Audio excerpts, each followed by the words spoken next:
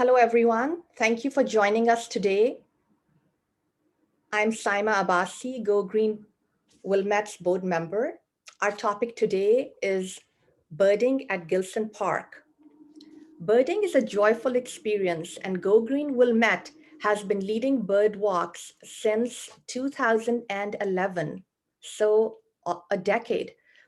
Every year, thousands of birds migrate to North America to spend the summers and raise their young. Scientists understand that birds are one of the most important indicators of our health and our environment. The reason is that birds are extremely sensitive to habitat change, and ecologists rely on them as a way to gauge the health of our environment. Any change in bird populations is one of the first indicators that our ecosystems are in trouble. Doug Tellamy is a professor of entomology, and he advocates that we need to plant native trees and flowering plants in flowering plants. And according to Doug Tellamy, it takes 6,000 to 9,000 caterpillars to raise a clutch of chickadees. And guess what? The native trees that host are the ones that host most of the caterpillars.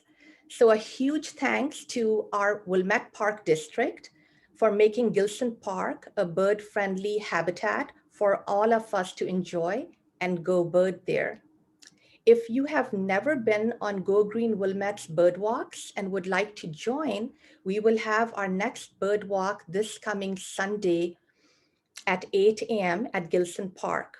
And we generally meet by the Wilmette Harbor. Our presenter today is Kat O'Reilly. She is a nature enthusiast and an avid birder. She lives in Evanston with a postage stamp-sized prairie garden and too many bird feeders. She is one of the many avid birders that lead the bird walks for Go Green Wilmette during May. And without further ado, Kat, I'm going to turn it over to you. Thank you, Saima. I'm just going to get my screen sharing going. Welcome, everybody. If you've been out birding, or even if you've just had an incidental encounter, if you could put your favorite bird encounter so far that you've had this spring in the chat, that would be wonderful. While you're doing that, I'd like you to listen. Oh, actually, hold on one second. Let's just make sure that I have the... Here we go. All right, so I'm going to play 4 different birds throughout the course of the presentation. And if you could write your guess down or keep it in your head, and we'll come back, circle back to them at the end to see if you've got it right. I'm a big advocate for learning to bird by ear, and let's see how we do.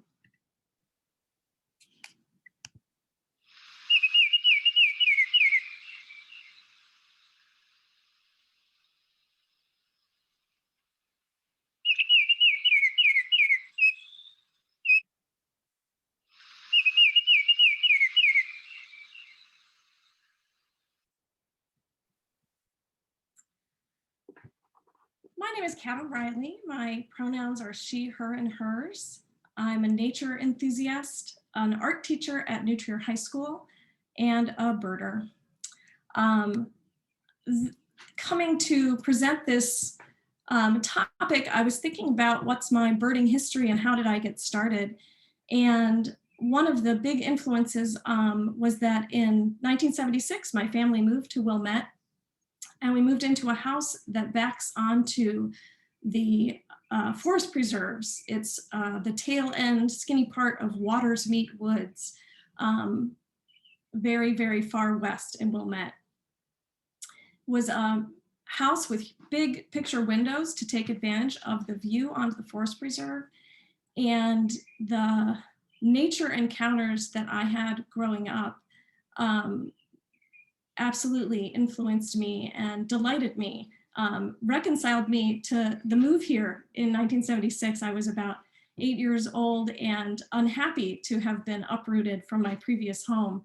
But when I flushed a pheasant in the field behind my house, or saw foxes in the morning walking along the back border of the property, I decided that this was okay. This was going to be a good place to hang out. So a lot of my birding was backyard birding, looking through the windows, looking at what came to bird feeders. And my first bird book that I used to identify birds was the Audubon Handbook Eastern Guide that someone gave me as a Christmas present, probably in 1988 or 89. And when I look at this book now, I don't think of it as a particularly helpful guide, the way it's organized and the way the photos are. But I used it diligently to try to figure out what I was seeing. And I would keep, there's my little list. So this used to be my life list in the back of the book. But I would see things and not remember that I'd seen them. It wouldn't stick in my head. When I look at this list now, I have no memory of seeing a Canada warbler in my backyard, or a chestnut-sided warbler in my backyard. And I have evidence that in 2002, I actually made a list of the birds I saw. And, my memory of seeing a chestnut-sided warbler for the first time is probably in 2010 on a naturalizing trip up to Wisconsin. And that's when it started to make an impression. And that's when I really started to take birding more seriously. And it was warblers, I think, that did it.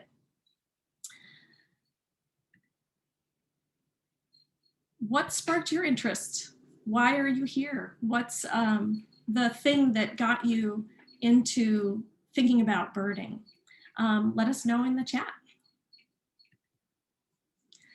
Why do I bird? I have become obsessed. I can't help it.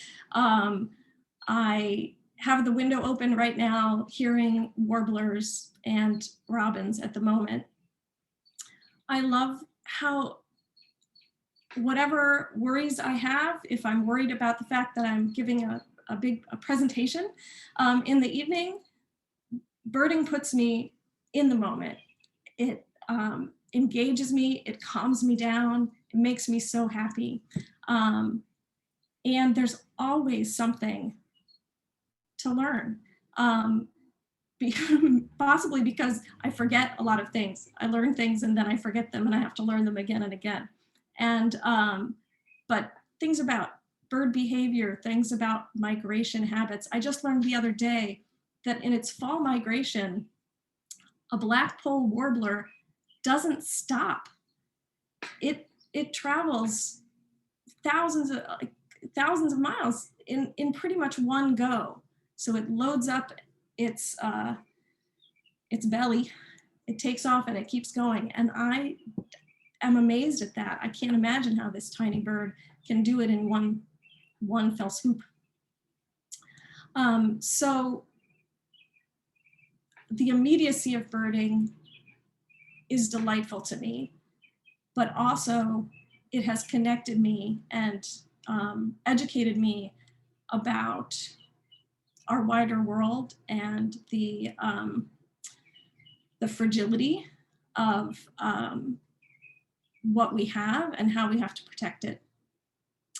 And then I used to think of birding as a fairly solitary thing, except that really what got me into birding was also a friend who was a little bit better birder than me, and who said, come on out, let's go, and spurred that enthusiasm and could answer my questions and help me with bird identifications. And then it became super apparent to me last spring during the pandemic, when it had felt pretty isolated early on, one of my main social outlets was birding at a social distance, and running into people that are delightful people, birding out at Gillson and at various birding spots around the North Shore. All right, here's our next bird quiz.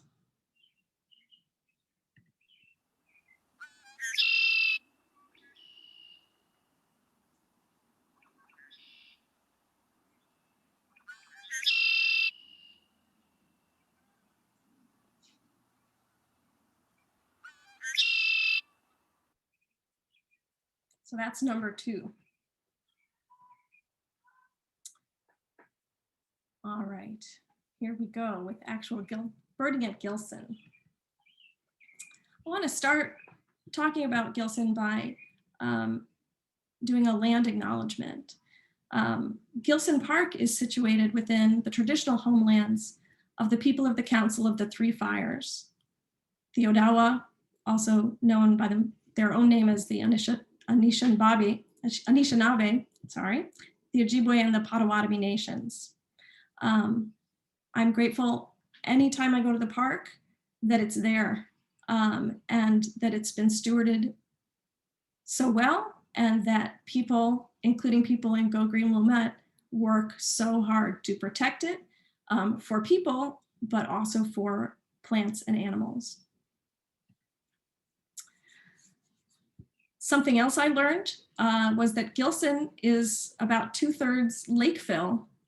In 1908, when the North Shore Channel was dug out, the clay soil that was taken out of the canal was dumped in the lake at Gillson and created 22 acres of land that was claimed for a park. The soil was so dense and clay laden that it took them, I think it was about 4 years or so, of grading and amending the soil before they could actually plant anything there that would grow. The park today covers almost 60 acres, and it sticks out, or it's part of a landform that sticks out that's partly Northwestern University all the way to Gillson. It sticks a bit out into the lake. So you can imagine if you are a bird that has been flying all night, and when the sun comes up, you find yourself over the lake, you want to get to land, and a little bit of prominence, you're going to see that land and get to it. So we want that land to be really welcoming when the birds find it after traveling all night. But it's important to know that Gillson is a recreational park. It's a park for people, and it happens to be an important migratory habitat. When those birds come in, they are, tired, wouldn't you be, after traveling all night? And they need to find food and shelter, protection from predation, and things to eat to fuel their journey further onward. 267 species is an amazing number. I think I've seen 156 of those species of birds at Gillson. And it's hard for me to get that number higher for myself if I want to, because probably a lot of those birds are shorebirds and seagulls. And I am still learning very much about those. I do not, I know how to identify a couple species of gulls and a few species of shorebirds. By going out to Gillson, especially in migration season, I'm always delighted with the sort of unusual things that I see there. I once saw 5 green herons on one morning after a sort of a stormy night where a lot of birds blew in a gray, misty morning. And it was one of the years, unlike this year, it was drought, one of the years when the upper lawn by Michigan Avenue was flooded. So it was just water for almost the entire lawn. So the herons probably thought it looked like a really welcoming hunting place. But I've also seen beaver and mink in the harbor. You might have seen some of the beaver damage that has taken place on some of the trees and shrubs around the harbor. And while I certainly want the plantings to be protected for the birds, it was pretty exciting to see a beaver in the harbor. It just was not something I expected, and it was pretty exciting. We're going to talk a lot about migration today, but even outside of migration, there's a lot of species that have been reported during breeding season in June and July. The park quiets down and the birds are busy nesting, and so they might not be as flashy as they are during migration and courting season, but it's still a respectable number of birds to try to find in the park in the summer. Things that also make Gillson attractive are the fact that the lake is there. There's an incredible mix of habitats. They might not be very big, but there's a big diversity of different habitats I'll talk about a little bit. The wonderful, passionate efforts of Go Green Wilmette and the Wilmette Foundation to make it more supportive for migrating birds and breeding birds, make it very attractive, and it's going to just get better and better. And while not necessarily intentionally so, the fact that it's a people-centered park, the fact that there are sidewalks and walkways and the roads that go through the park means that it is a little bit more accessible than some of our forest preserves for differently abled birders. There are places where you could get to with a walker or if you were in a wheelchair at Gillson. And the reason that I bird there is because it's really convenient. It's the midway point between my commute from work to home. And so I love it for birding. All right. So those habitats that I'm talking about, they might be small, but they're really important, and they're great to know about in terms of what kinds of birds you might find in what parts of the park. So that's really going to be the next part of this presentation. Different birds are eating different things, so they're going to be looking in different areas of the canopy. They're going to be looking at different kinds of plants for their food sources. And the more options a site has for those different types of food sources and shelter sources, the more diversity you're going to get. So we'll talk a little bit about what kind of birds to look for where. Now, depending on weather conditions and insect conditions, a bird is going to go where the food is. So even though a bird might normally be found up in the canopy, you might see it on the ground if the eaten's good down on the ground. So the terms that I'm going to use are canopy, way up high in the trees, understory, which is made up of young trees and shrubs, so sort of mid-level, eye level, and below. Undergrowth, which are all the plants that are under those shrubs or low plants, and then the ground and the open space. So you're going to find different kinds of birds in those different canopy levels. And you can see some examples, just representative examples listed in each area. All right, so I've broken it down pretty granularly here. But this is really what I think about in terms of where I'm going to look for what kind of bird. And what I mean when I say there's a lot of diversity. None of these areas might be very large. And so that's why a lot of times Gillson is a landing place. and they're going to find what they need to go, and then they're going to move into the neighborhoods. They're going to find other areas to forage through the rest of the day or the rest of their stay before they move on. So in the harbor, you can find ducks. On the open water, you can find ducks and gulls and terns. In the mixed canopies or the woodland gardens, you can find warblers and thrushes and woodpeckers. In the thicket, you can find birds that like to be a little more cryptic and sneaky, and Canada warblers, thrushes, ovenbirds, birds like that.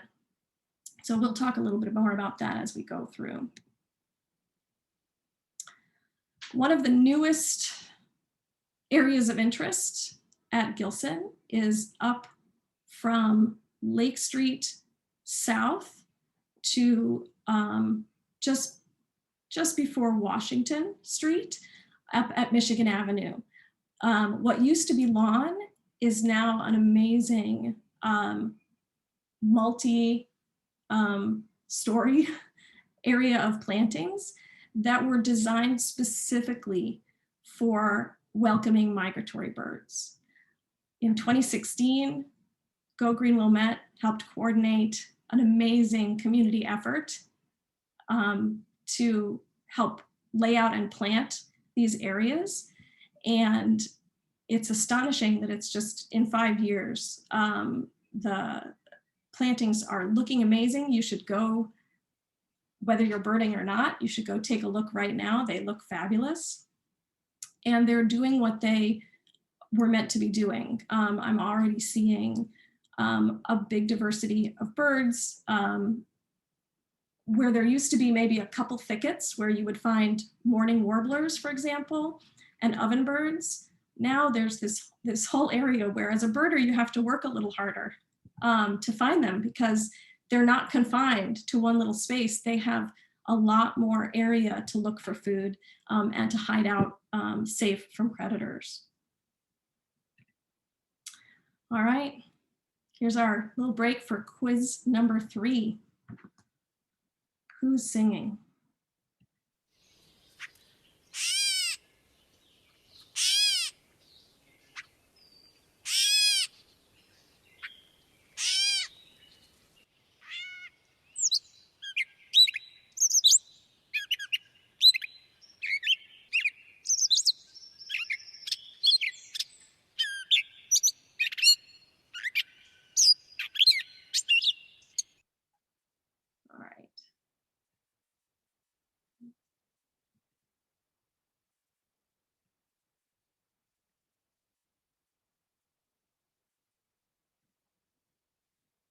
Okay,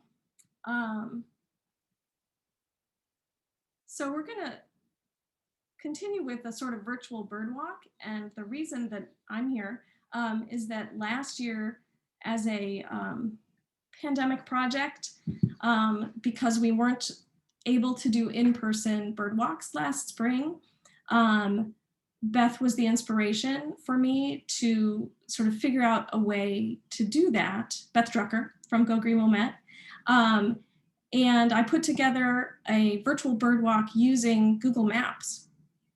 And this is available to you. I won't go through this right now, but it's going to cover some of the same information that I'm going to talk about, but with little videos of me talking about the spaces. Those are the blue pointers on the map. The yellow stars on the map are different sightings, usually featuring birdsong or behavior of a particular bird that I encountered in the park. I'm not a photographer. I was just using my iPhone, but I think it gives you some sense of the kinds of birds you're going to find where at different locations in the park. Okay, so this is a little different order than I would take on an actual bird walk on one of the Sundays coming up. But this is my sort of route that I take when I come to just bird in the morning. I'm no longer a Wilmette resident. I live in Evanston now, so I park up on Michigan Avenue. And I visit this pine grove right near the entrance to the park, the south entrance to the park. And it's a wonderful spot that I'll talk about in a second. And so I sort of work my way, hopefully you can see my cursor. I work my way down from the pine grove past the Coast Guard station to the Woodland Garden. And then I have to make some decisions about what my next step will be, depending on what the birds are doing.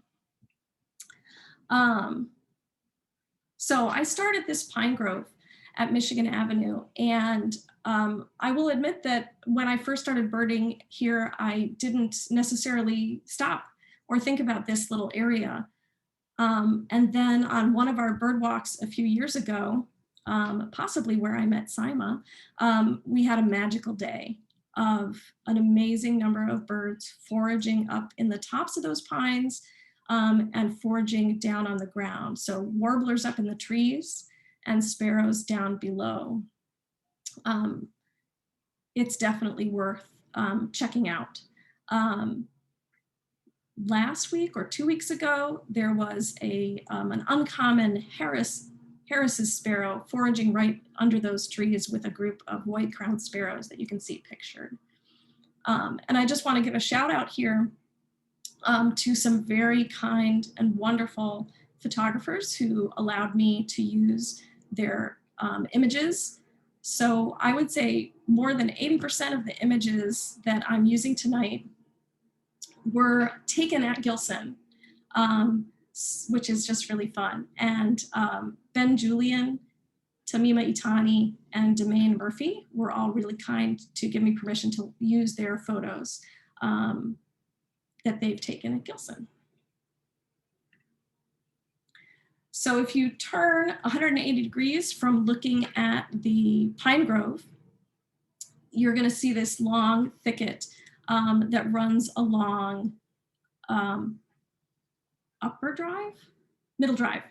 And that's a great place to look for thrashers and catbirds, sparrows. It's not bad for warblers, understory warblers like Wilson's warblers and Canada warblers. And it's a really excellent place to encounter red-winged blackbirds. And it's getting to be the season where you need to maybe just keep an eye on them if you're going too close, because they're going to be nesting. They're already nesting and they're starting to get protective. So from the thicket, I walk down past the Coast Guard station, and I pretty much always take a moment at the Purple Martin house. The sound of purple martins, it's a burbling musical sound, and it's always lifts my spirits. So I really recommend that. And then watching them foraging is wonderful. And it's great to get a sense, if you can sort of track a purple martin as it goes out, you can compare the size and the shape of the purple martins to the other swallows that you are most likely to see down in the harbor, which are tree swallows and barn swallows. And we also have northern rough-winged swallows. And sometimes you'll see some of the cliff swallows that nest at the Baha'i Temple as well. So once you get really good, if you're a beginning birder, once you get good with your binoculars and tracking, Gillson is great for learning the differences between different swallows. And some years, depending on what's happening down on the beach with erosion and how much of a bank there is, we also have bank swallows down by the water.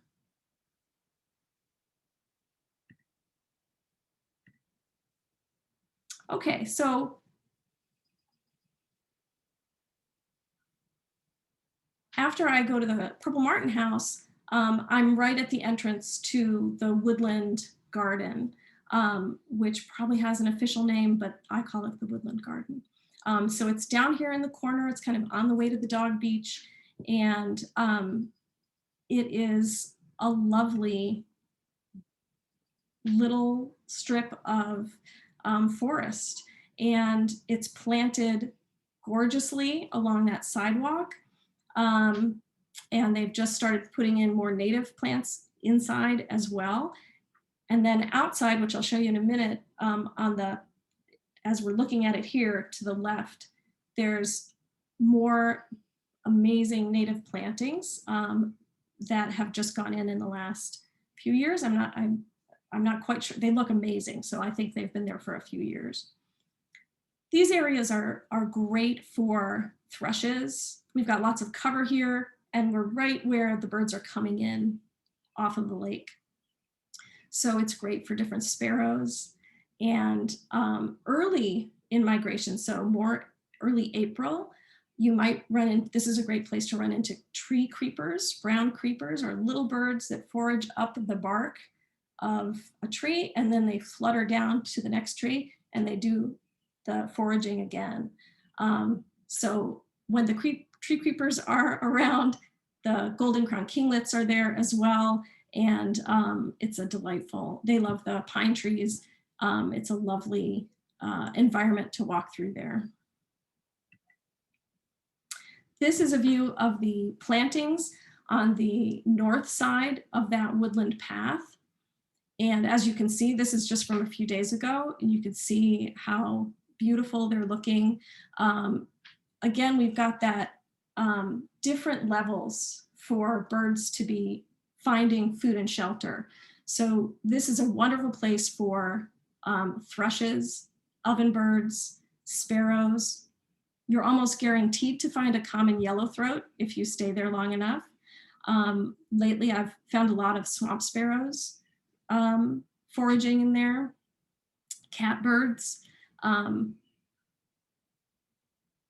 then above us, I don't have a photo of this, but above us and behind us, there's a nice diversity of trees that are low. So it's a great area for, again, those warblers that are coming in off the lake. They're a little bit lower down and you have a little bit better view without getting warbler neck from looking way, way up high in the canopy where they might normally be foraging.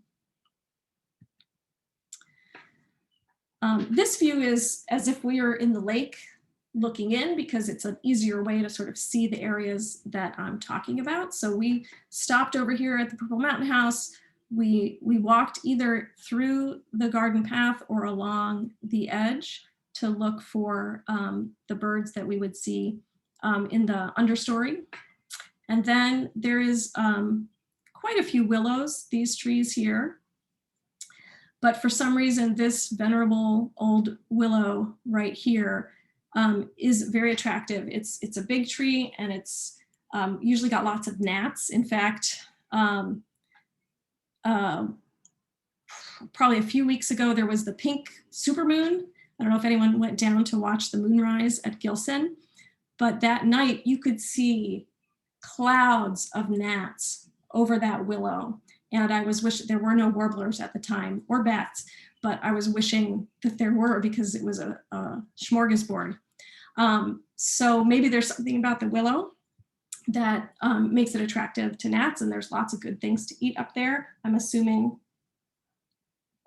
that there's also some kind of wonderful willow caterpillar that the birds are finding to snack on as well.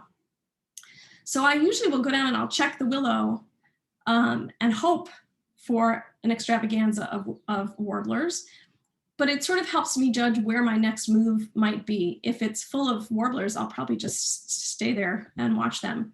But if it's a little quiet, it might be because it's too windy. It might be that the wind is the wrong direction. It could be that there just wasn't a ton of movement that day, or that there just happens to not be a warbler pocket at the moment I walk by. So from there, and also it's going to depend, oops, let's look at pretty birds for a minute. So these are some of the birds that you're likely to see commonly in the warbler willow and in the park in general. There are warbling vireos that nest right around there. So you're these days almost guaranteed to hear a warbling vireo or 3 right in that area. Blue-gray gnatcatchers are also nesting somewhere right around there, and they're very reliable. Yellow warblers nest in the park, and they seem to really like that willow. And the orioles are not necessarily in the willow, but they are in that area, and you're going to hear them if you're down around there. You may or may not see a palm warbler and a yellow-rumped warbler. When they're there, there's probably a lot of them. But you know, what warblers are around are going to depend on where in migration we're in. And right now, a common warbler that you might be encountering in any of the areas that you're birding in is a Magnolia Warbler. Okay, so some of the habitats then that I would go and check out, and again, this depends on how much time I have. The next move, if I have a lot of time, I'll probably slowly make my way up to the new migratory bird habitat and bird up there. But I'll probably always stop and check between the volleyball court and the tennis courts area. There are a bunch of ornamental fruit trees that have just finished flowering or are just on the tail end of flowering right now. And they are attractive to warblers, and they're low. So even though you're looking around the poofs of flowers, which can be a little frustrating to try to find the warblers, when you find them, they are closer to you than when they're up in the top of the willow or the top of an oak tree.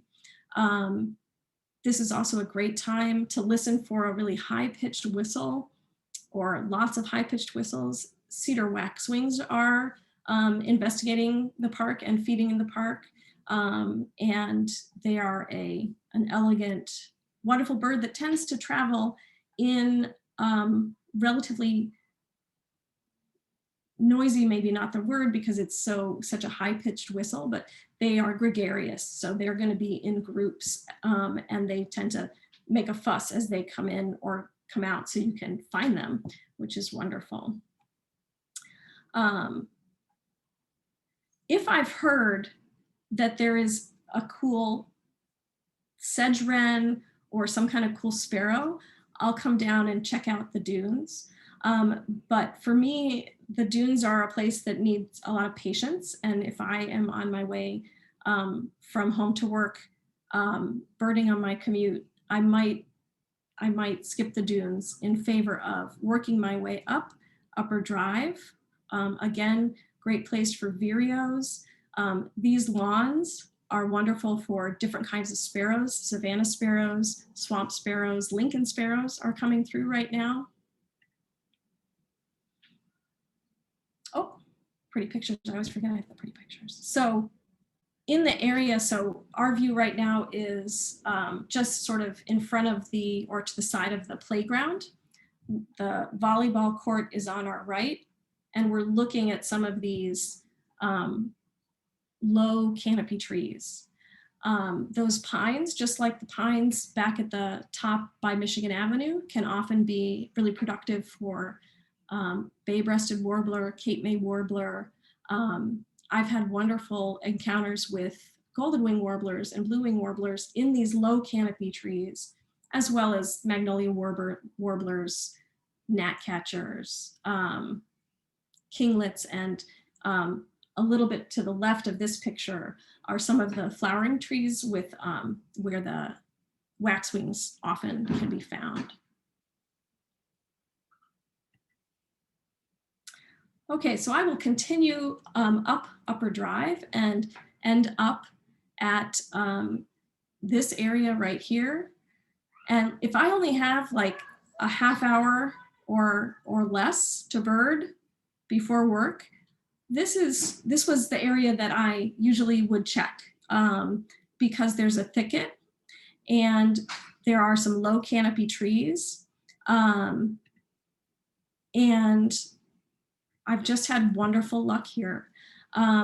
This is one of those things where before they were very concentrated, and now they have a whole bunch more habitat to explore, which is a wonderful thing for the birds. So sometimes, especially because this has been a drought-ish year, this area has been a little quiet this year. If you look at the picture on the right, in a less dry year, this area is extremely productive for these little gnats, which are fabulous warbler food. And you will see them totally ignoring you. You shouldn't get too close, but relatively close. You can see Canada warblers, Magnolia warblers, Wilson's warblers, all foraging low, easy for you to see.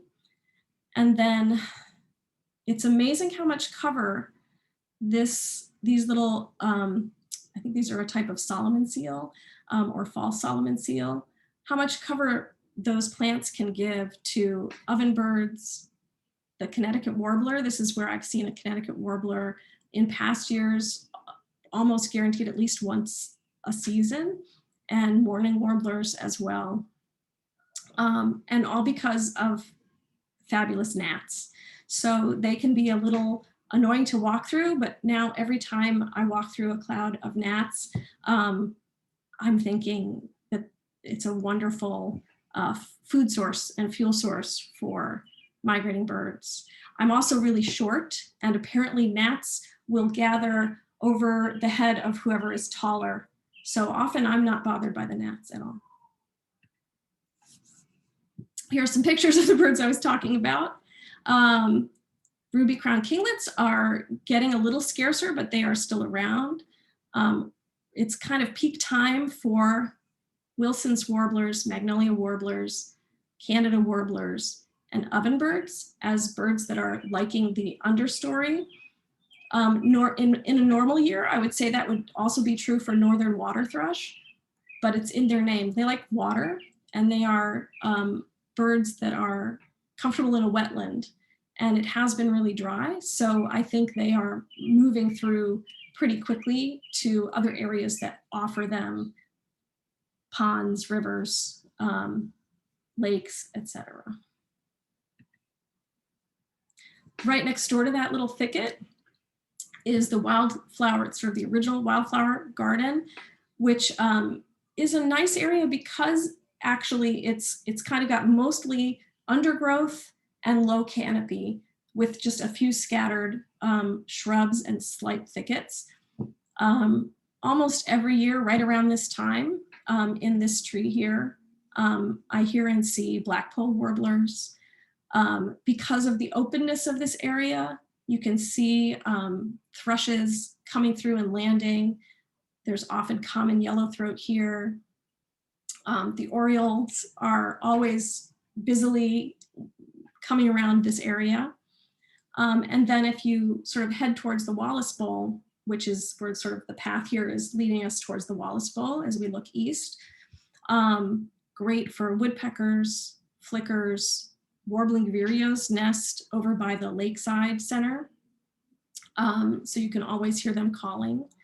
And it's just nice and open. So you get a kind of a nice expanse of view. And there's also always a house wren hanging out in here. All right, we've made it to the migratory bird habitat.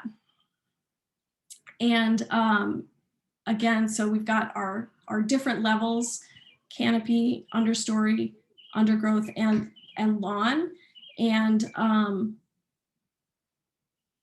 I've had some very magical mornings in this area when it's a front, like maybe tomorrow with good south winds coming in, where lots of warblers, sometimes here they're a little bit higher up in the tree, but tanagers, rose-breasted grosbeaks, again, this is where I'm starting to see the last couple of years, mourning warblers working through the undergrowth. Already there are some common yellowthroats staking out territories, so you're almost guaranteed common yellowthroat up in this area. Finches and sparrows often are feeding in the open grass here, especially if there's any dandelion seeds going to in their puffy state. And this is another area where you can see the birds moving and sort of seeing them come in, thrushes in particular. And I should have said vireos as well, but the vireos are often a little more cryptic. They're not necessarily being as easy to find as the thrushes as they fly in. All right, I'm gonna fess up and say, I already fessed up and said that I'm not always birding the dunes, even though there's gonna be some really great birds down there. You can always hear song sparrow calling down there. You can often hear Caspian terns as they hug the shore. They have a sort of loud croaking call. Grackles like it in this area, and it's a good area for migrating wrens and really interesting sparrows that have excellent cover in the grass and can be really hard to find. So it's another great time to try to learn different bird calls. If you're looking for a sort of uncommon species that's going to be known to be in a particular habitat, it's a great time to learn a particular bird call if you're on the hunt for somebody in particular. Another area that I neglect is the beach area. I don't neglect it in terms of I walk the beach almost every day in summer, early in the morning. And so I have occasionally gotten to see some shorebirds, but Gillson is a park for people, and people are down walking the beach or running along the water, and the beach gets groomed. I don't know about every day, but every other day or very frequently. So as much as it seems like it would be a great habitat for shorebirds, you have to be a very early bird to get down there to find them before they are spooked out. So birds that you're going to find down there almost every time that you're there are herring gulls and ring-billed gulls. And what's nice is that if you can get a view of their bill, you can tell pretty easily. The one with the red is the herring gull. The one with the black tip or black ring around the bill is a ring-billed gull. And you're almost always going to see double-crested cormorants. In winter, however, you start to get migrating ducks. And if you have a good pair of binoculars or a scope, you can see an amazing array of wildlife out on the water. But it's warbler season, and I'm usually turned around looking the other way. All right, we're gonna do a quiz, bird, and then we'll, I think, take some questions.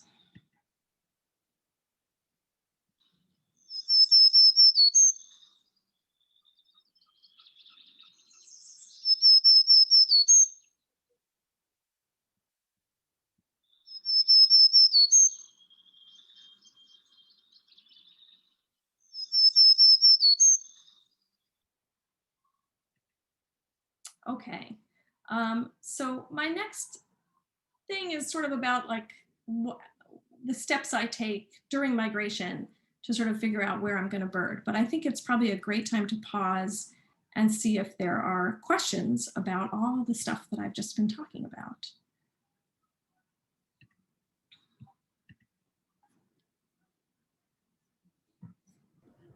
I'm going to turn it over to Maria then. Kat, if you want to answer some questions, I think that's a great idea. Maria, do you have some questions that you can share with us? Mm-hmm. Yeah, so Kat, just to get a sense, how many more slides after this so I know how many questions to ask? How about let's go for like 3 and then we'll go. That sounds perfect. Yeah. Okay. Let's see. So one question is for people beginning, and I guess for experts as well, what are your recommendations in terms of guides to assist in learning the names of birds? And I'll combine that with another question and say, apps are good for learning birds and bird calls? I will give you some very personal opinions, and there are some very strong opinions out there about what the best guide is. And the best guide is the one that works for you, that you respond to. And this presentation is going to be available both through Go Green Wilmette's site, and I'll put it on my catboarding.com site. And I've put a bunch of resources for links for different books and guides and apps.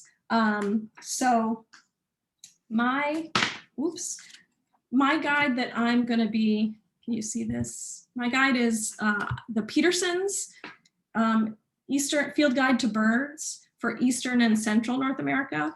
I like the layout, and while it's got a little bit of weight, it's not too hefty. So this is what I'll bring on bird walks to show other people, and I'll sort of keep it in the car. At home, I have Sibley, which is I'm not going to carry around with me, but it's amazing and wonderful. And let's say you wanted to learn, I don't know if I can't see myself on here, so I don't know if let's see, there we go. So for example, if you wanted to learn about the red-tailed hawk, Sibley gives you so much information. And so when you're sort of ready to be like, get really into the nitty gritty, Sibley is wonderful.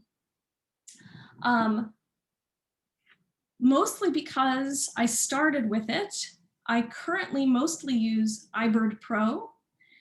I just downloaded the Sibley app and I'm starting to get comfortable with it.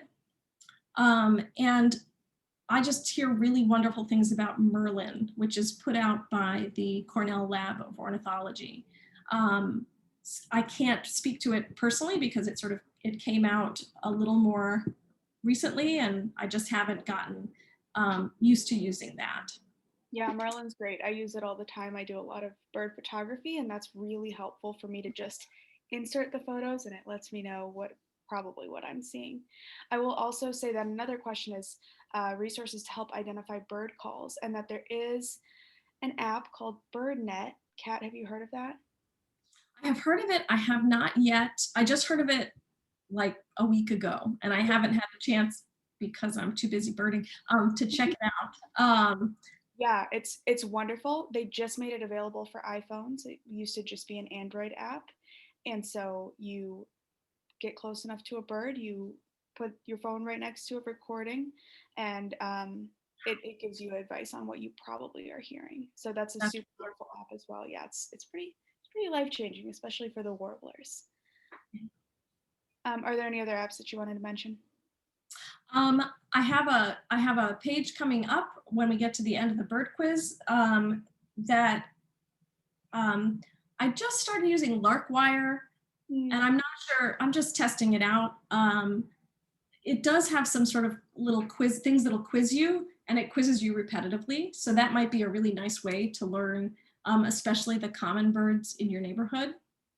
And then Cornell has some online games to learn birdsong, and especially if you have younger birders just starting out, or if you are a birder that is just starting out, a game is a great way to learn, especially when migration isn't happening in the winter or in high summer, to sort of just kind of start getting those songs in your ear. Definitely. I'm a new sound birder. I've been a visual birder, but I'm trying. It's a daunting task. Okay, so last question, and then you can continue on with the slides.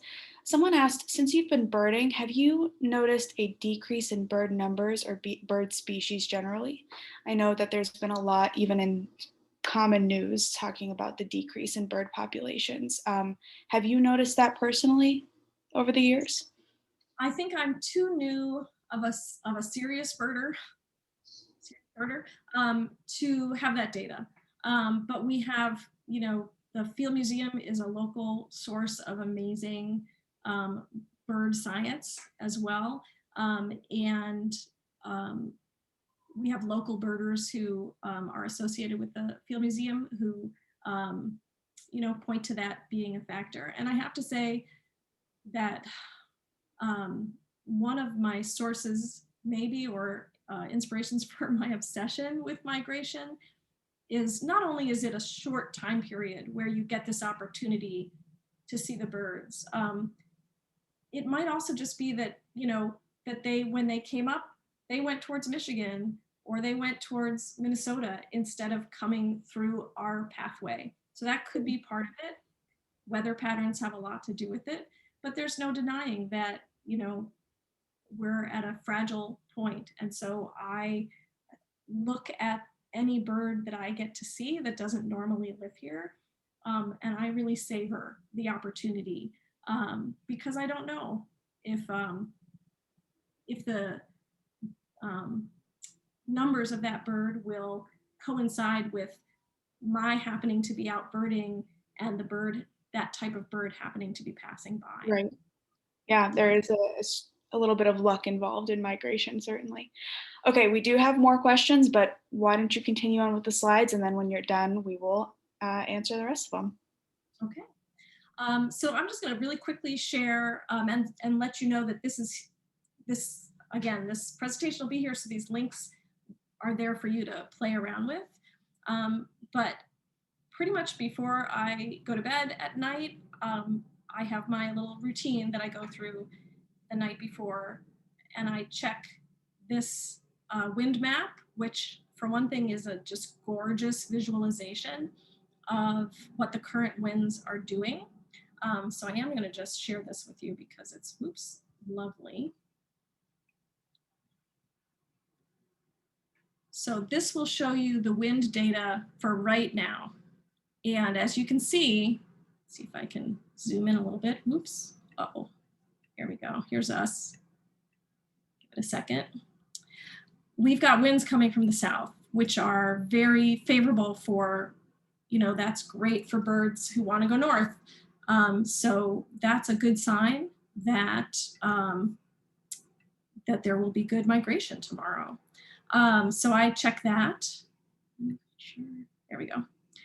I go and check the radar because migrating birds show up on radar. And I won't go live on this because it's a little too early in the evening. Right now I'm using this radar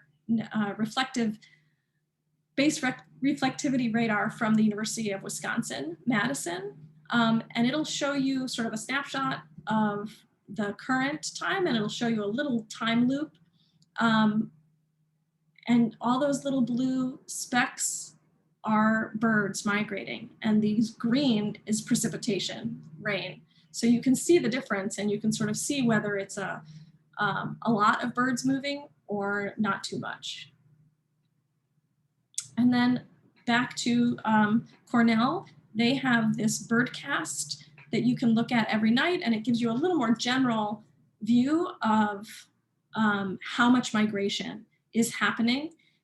They also have a bird forecast that will tell you a few days ahead what they think, whether it's going to be a high or medium amount of migration for your particular area. You can put in your city or town name and see what migration is predicted to be for that night. So it's a great tool that they've put together. So I check those and then I go to sleep. And if I have, depending on the amount of time and what the weather is doing, I choose somewhere to bird. If I only have a short amount of time, you'll probably find me at Gillson or maybe Perkins Woods nearby, or the Canal Shores Golf Course. Depending on, it's been a cold spring, so I bundle up if I'm going to be out for a while, and I bring my snacks along with me so that I don't have to stop birding. And my number 9 is just advice to bring your guides or your apps. There's a whole series of these little fold out pamphlets that you can get. They're weatherproof, and they're great, especially when you're learning a particular species. So this is warblers. really helpful to help tell the difference between different warblers or remind you of a warbler that maybe you studied in your book, but you don't want to carry the book. So these are great. Or bring a friend who's a better birder than you, because that makes things a lot easier and often and really fun. I'm an advocate for Gillson, but we are surrounded by really great places to bird, and where you're going to find maybe slightly different mix of species or other things to offer. So for example, 3 weeks ago or so, I birded at Glenview Woods a little more frequently than I normally would because the wildflower displays there were so amazing. Last year, I birded for the first time really at Memorial Park Cemetery because there were some interesting birds reported there, like I can't remember if it was an American bittern or a least bittern, which was a kind of a weird place for it to be.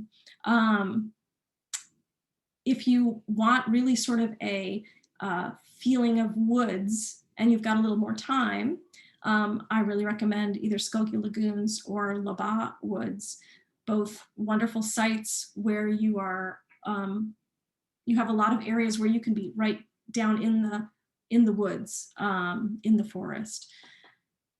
So all of these, if you're leaving early in the morning, all of these places are within 25 minutes of Gillson. So, and depending on where you live, they might be closer. So you have a cornucopia of places to check out right nearby. For the beginning birders, I really recommend learning the usual suspects. The birds that are going to be around all summer, the birds that are possibly just hopping around your yard or on your block. The Field Museum has some great guides specific to the Chicago area. And I've added a few that are not on that list if you're looking specifically at Gillson. These are some birds that you're pretty much guaranteed to be running into even through the summer at Gillson: the common yellowthroat, warbling vireo, Baltimore Oriole, and the blue-gray gnatcatcher.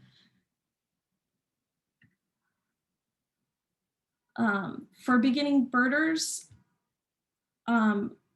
these are what I think make good potential for a birder: that you're curious, you're patient, you don't give up, you're happy to encounter the joys of a sporadic, lucky encounter in nature, and that you exhibit respect for these birds. You don't necessarily, even though you're learning, you don't play your recordings too loudly because that can be disruptive to a bird that is looking for love or might be expending energy displaying to a rival when it should be eating food, as just one example. And then to answer that birding by ear question a little more fully, again, start with your neighborhood birds. Robins alone have an incredibly loud call that maybe you can even hear, and an incredibly big vocabulary. Cardinals too make a lot of different sounds, and they're probably right around your block, if not in your backyard. So once you can learn all of those local birds, you can kind of start ignoring them when you hear something you don't recognize. You can find it, get on it, and add more songs to your vocabulary. I love to bird by ear. It's part of that engagement that I feel, even if I don't have my binoculars, if I'm on my way to work, I can hear who's around in the environment and kind of situate myself within the broader ecology. And I just heard my first common nighthawk. I have the window open just for that. I just heard one call, so that's exciting. So birding by ear, it's really rewarding. So Audubon has a great article with lots of links about birding by ear. they have a game called Cornell has a game called Birdsong Hero. Merlin has bird songs, iBird Pro has bird songs, Sibley has bird songs, Larkwire. I haven't totally messed around with Larkwire that much. And then if you follow Chicago Audubon on Instagram, they have been posting very fun little current snippets of what people are hearing. People are submitting bird songs, and you can sort of start building your vocabulary that way too, which is really fun. And also, I have a goal of learning a few more songs every year. And sometimes once you get a category, you'll at least know, oh, you know what, that's a flycatcher. I don't know what flycatcher it is, but I can tell that's a flycatcher. And then you can sort of get closer and closer to the bird. And I will learn birds in spring migration, and then come around next spring migration, I have to learn them again. And then I'll remember some of the ones I learned last year, and I'll have to relearn, because the window for hearing them in real time is pretty short. So be kind and patient to yourself, and just kind of keep at it. All right, so I should have put another slide in there, but if you have your quiz answers handy, I'll just play a snippet. Number 1 was Baltimore Orioles. And hopefully maybe you have them in your neighborhood. Ours in the neighborhood have just arrived. And if you want to see Orioles, go to Gillson this week, because they are incredibly active. I'm assuming that they are setting territories, and they are singing like crazy. Number 2 was red-winged blackbird, which is hopefully easy for, because we've got a lot of them in the area, and certainly lots and lots at Gillson.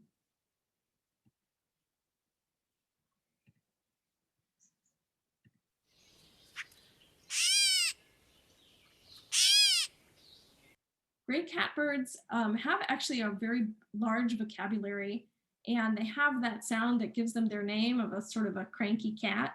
But then they have a very variable, kind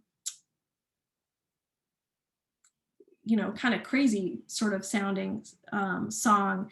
And, they are a little more, they're common at Gillson, they're common in the forest preserves.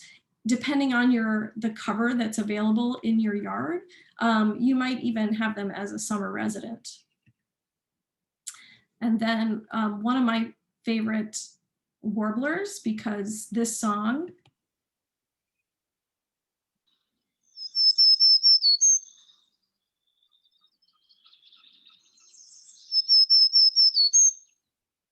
is very recognizable. It's short, they repeat it a lot. They are approachable, right? They're singing, and you can get on them and you can find them. And they're often, sometimes they're way up in the canopy, but they're often down a little bit lower. And they're beautiful, beautiful birds. So that's a song I recommend you learning. I think maybe we will. Well, this is more just a someday, right? If you study up your birds.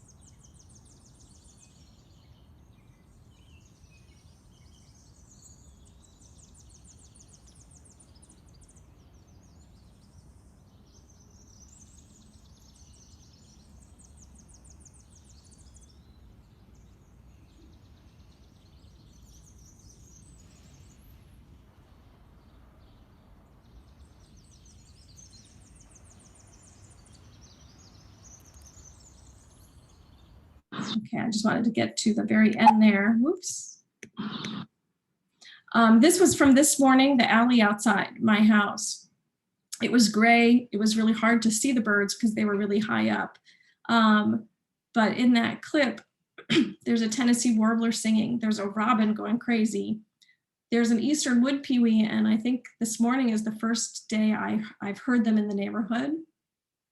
And at the very end of that video, there's a black burning warbler, which has a song that goes way, way up in a thin little trill at the end. So the cacophony of sound this morning was really delightful, even though it was really hard to actually get on the birds. They were moving really fast, the light was bad, but I could tell what was around just by who was singing, and it's a lovely feeling. All right, I'm actually gonna stop my share so I can see the Q&A. Okay, Maria, did you want to choose some more questions? I certainly can. Okay, we have a question from Piper. It's actually a two-parter. Part number 1, how important is it to preserve existing mature trees and thickets for birds as opposed to planting new ones? You know, that's a question, that first part of the question, I almost feel like I should throw back to Saima, who has a lot more tree knowledge. But I know for myself in my neighborhood, I lucked in to the fact that I'm surrounded by mature oaks, and I can't even express the joy of how many warblers come and use those oaks. There are days when I just bird here because of the diversity of species that are moving through. Saima, do you have anything to add about that? Well, you know, I would quote Doug Tellamy, and, you know, he talks about how important our native oak trees are. For example, you know, they host up to, I think the number is over 300 different kinds of caterpillars versus maybe a non-native like a ginkgo tree, you know, which probably will have just like one caterpillar or two. So I think that, and then the mature trees, you know, they just are just so, I mean, aesthetically beautiful also, but so many other benefits. So I will say that it's really important to preserve our mature trees at Gillson Park. Absolutely. And everywhere in the neighborhoods. We're so And everywhere in the neighborhood. Absolutely. have all the trees, right? Saima, when's the best time to plant a tree, Saima? Well, spring and fall, actually both are good times. Yes, and today, right? Like, don't wait. Right. Oh. So along the lines of habitat, the second part of Piper's question is, should we be advocating that the park district not mow the lawn until after migration? I'll add in also leaves. What should go on with leaves? Should those be removed? Thoughts from either of you? I will say that I give great props to Gillson management in that if you look at the upper lawns in particular, right now, they are dandelion heaven, right? There's puffy dandelion, like you just don't see that anymore very many places, right? Because dandelions have to go. Dandelions are a huge food source for sparrows and finches. And I was at Gillson the other day, and I had 6 species of sparrows alone in front of me. And I also saw purple finches at day down on the ground feeding, house finches, goldfinches, and indigo buntings. Wow. So, and it happened to be a day when it was scheduled to mow. And I've noticed that, I don't know if they stopped. I did make a call to ask that they wait. And certainly, you know, in the soccer area, you could imagine that they would not want tall grass or dandelions. it would be great if you could stagger them, right? Gilson's a park for people. And I think it's really important to advocate to make that supporting for birds, because they've already been really working with Go Green Wilmette and the Fish and Wildlife Service to do that. So, if there's just patches left for the birds to find, that would be great. Yeah, better than nothing. Yeah. Have you noticed a lot more bird activity since the plantings which occurred along Michigan Avenue in 2016? Since all that work has been done, have you noticed more? Yes. I mean, so if you're a beginning birder, you might not know that some warblers are a little easier to see. They come through in big numbers, and they're amazing, stunning birds, but there's so many of them that after a little bit, you want to see a different kind of a bird. So there's a bird called a mourning warbler. I'm sorry, I don't have a picture of a mourning warbler, but they're beautiful. And they are sneaky, right? They are an undergrowth bird. They like low shrubbery and plants on the ground. And they're not usually popping out to be like, hi, here I am. And so I would reliably see a mourning warbler at Gilson in one place, which is that original thicket that I showed you. And now, since the new plantings, both down by the harbor and up on Michigan Avenue, I have seen mourning warblers Wow. more frequently. And I think that's huge.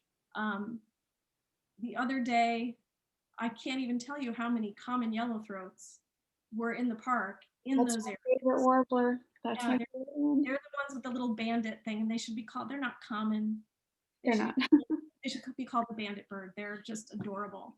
And so and they nest in Gilson, and so not all of the ones that came through that day would stay. They're going to keep moving, but the habitat where you will find common, like, it's just been hugely increased. So yes, I have definitely seen, and I noticed way more gnatcatchers than I did, and I'm not so sure if that's because I noticed them more, just because I learned their call, etc., or if there are more of them. But they're also nesting in the park now. Yeah. No, it's exciting. The diversity of habitat is so critical. And I think we walk by it and don't even realize it half the time. There is a question. Is there a bird that you are most excited to see that you've never seen before? In birding lingo, we call it a lifer when you see something for the first time. So is there a lifer that you are seeking after right now? That's a great question. I don't have a target species that for right now that jumps to mind. I'm trying to think if I think I've had the lucky opportunity to see most of the warblers species that you could see, even if it's only been once. So last spring, last spring I got to see a Kentucky warbler at Harbert Park, which is along the canal in Evanston. So it would be nice to see certain birds in Gilson, Right. just to sort of, say that I did. I try not to be competitive about that or anything, but it does give me a little thrill. Last spring, I saw a Lecant Sparrow in Gilson, and low down, it was a terrible, misty, rainy, cold day. So I think the poor thing was tired. So it was giving me what we call amazing looks, amazing views. And it comes through the Chicago area, but it's pretty uncommon. And it had been seen in Gilson before, but not for years. So that was really exciting. And I just got to see a Harris sparrow for the first time a few weeks ago. So I'm open, but right now, I really, for whatever reason, it was a cold spring, it was long, migration is finally sort of at peak. Yes. I'm just really excited to see anything and everything that I can see. Absolutely. That's a great answer. Okay, we have 2 more questions. So first I'm gonna ask, what info do you include when you record bird sightings? So do you use like the eBird app? Do you just keep a list for yourself? How do you include that information to share with other birders, but also keep the record for yourself? All right. I am on it for this question, I think. Let's see. Yes, we can see it. Okay, so this is my phone. This is the eBird app, which I highly recommend. And if I wanted to record what I was hearing out the window a little while ago, I could estimate, or I could look back at the timestamp on the thing when I said, oh, I heard a common nighthawk. And I could say start checklist. I'm going to choose use basic list, and then it's going to let me choose my location. So I'm going to out myself. I live on Jenk Street. There we go. That's going to pull up a list for the site that you're at, which is wonderful because then you can also be like, well, it's very unusual that I would see, for example, a broad-billed hummingbird. If I look through my list, I'm only going to see one hummingbird choice. So I can type in the species name, or if I know the bird code, which I happen to know for common nighthawk is CONI, and I heard a common nighthawk. So I'm just going to put, heard in my comments there. For sort of the sake of speed, I'm not going to do that for the other species that I heard, but I've heard an American robin almost incessantly. Okay, calling, and everything just quieted down just now. It's getting pretty dark. I can still hear a robin or two. Okay, so let's say that's just my list. I'm going to say review list, and if I wanted to, I could put notes. If I check the little flag with the plus sign down at the bottom left corner, I'm going to say review. And I have a choice of different types of observations. So if I was moving around the park, I would say traveling, and I would make an estimate of how far. eBird does let you do a track, so you can actually keep a record. My phone is old enough that I worry about the battery life, so I rarely do the tracking. But if you have a good phone battery, then that's just a really nice, it'll keep track of your distance and your time.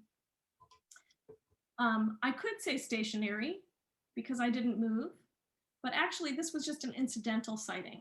So I wasn't birding. I just happened to hear these while I was chatting with you. So this is going to not give me an opportunity to say, is this a complete checklist? Because it was incidental, it's not going to be a complete checklist. So that's automatically no. I can review and see that it was 2 species that I saw, and I can submit it.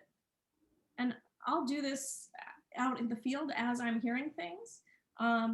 Or if you like to write things down and then enter it, you could do that. I used to do this on the computer. You can enter on the computer if you don't want to use your app on your smartphone. So that sort of tells you, so the wonderful thing about eBird is it helps you record your sightings, and it really does help give some data to scientists who are going to be using it. So, you know, especially if you're going somewhere that's not birded frequently, it's great to do an eBird list. You know, somewhere, if you're going to Montrose, there's over 25,000 eBird lists for Montrose Point Bird Sanctuary. If you don't feel like eBirding that day, you don't have to, because that data will be there. But if you're birding somewhat like Key Nature Center in Wilmette, over on Skokie Boulevard, well, where they cross, that might be a great place to eBird, because I don't know that there's a lot of checklists that get submitted for there. So I hope that answers your question. That was good. That was a thorough answer to me. Yeah, no, that's wonderful. Yeah, eBirding is eBird is a very helpful tool. Yes, for me to keep track is what I use it for often. Okay, the last question I'm going to give you. Are parking tickets or passes, or where do people park for the Sunday bird walks? And where do bird walks meet?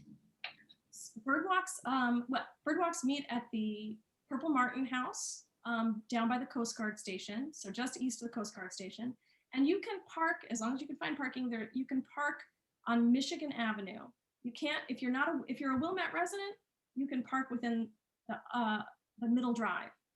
But if you are not, you are going to park on Michigan Avenue. If there is no parking there, you could probably go into the neighborhoods across Sheridan Road and find parking. And I think that's probably what we have time for. Well, thank you so much, Kat. This was really amazing. I just like everything about your presentation, like, you know, the habitat areas of Gillson Park. I've lived in Wilmette forever, and I think I have really gotten to know all the different areas that you and the aerial kind of pictures that was so impressive. I feel like there should be a booklet that we should be available for birding at Gillson. Very impressive. So thank you so much again for taking the time out and for I can see you're a busy person teaching at New Trier, but I know that you had fun, preparing for this, and wonderfully done. So thank you so much. And thank you, Maria, for doing a wonderful job at moderating the Q&A. I'm just going to now share with everyone that our webinars are going to be this webinar, and then all our previous webinars are available at Go Green Wilmette's YouTube channel. Our two upcoming webinars are Protecting Lake Michigan, which is going to be June 2nd at 7 p.m. And one of the speakers is sitting right here, Maria Dabrowski from University of Michigan. And then our second webinar is going to be on June 16th, and it's going to be about composting solutions for everyone. So don't miss that. And then you can find out more about our webinars and at goinggreenmatters.org. So with that, thank you everyone for attending. Thank you, Kat. This was wonderful. Thank you, everybody. Thanks for the opportunity. Thank you for taking time on a beautiful evening to join us. Absolutely. Goodbye. I don't know about you, but I think I need to go birding tomorrow morning. Birding. It's going to be a good one. Yes. It's supposed to be a good one, right? Okay, I'm going to stop the recording.